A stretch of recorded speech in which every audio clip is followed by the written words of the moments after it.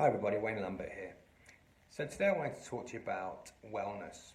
What is it? There's so many different meanings of the word wellness, well-being being another. For example, in 2015 I started, as a mature student, a Masters in Health and Wellbeing. And the one thing that was very clear was that the room full of students, all mature students, but on speaking to other people afterwards, at younger ages, no one could really define the word wellness or well-being for that matter. No one had the same view of it. And that, in some cases, when you're in workplace well-being industry, that could be a problem.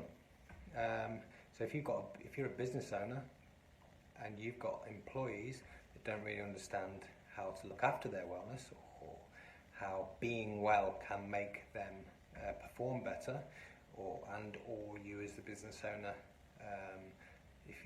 depending on your knowledge of it, you may or may not know how it can benefit you as a company.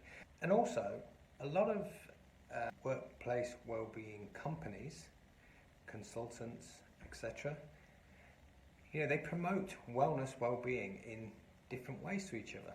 So why is that? Now, ultimately, there's different columns of wellness. There's psychological well-being, physical well-being, mental well-being, spiritual well-being, intellectual well-being, environmental well-being, social well-being, and some companies will use some of those, some companies will use all of those, financial well-being as well. And they all affect people in different ways, every single aspect. Some of them on one day, some of them on another, and so it's all interchangeable, and it's a moving problem. One employee could come to work with suffering or struggling with one area of wellness, and the next day be fine, and then a couple of weeks later could be struggling with another. So you can see where I'm going with this, in the respect that, certainly the way Lambert does business with our workplace wellness programs is we help people every single day, every single week, every single month, every single year throughout.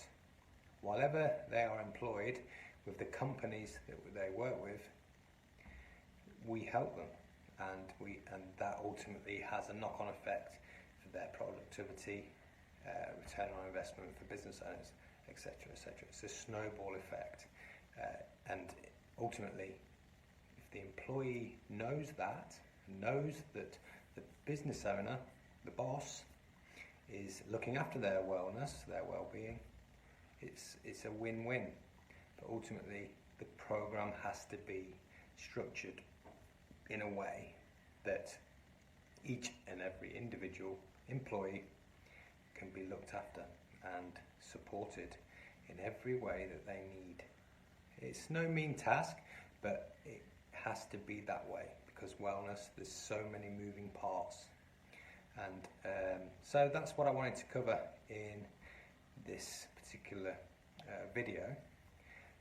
Ultimately, it's rich content to just give you an idea of how we work, but ultimately to just throw it up in the air about the struggles of workplace wellness programs, and in many cases, the reasons why some of them don't work, because certain aspects are not looked at, etc., etc. Just to interact with us, let us know if you've tried any workplace wellness programs before, if you've struggled to implement some of them, or you don't, or your thoughts on them.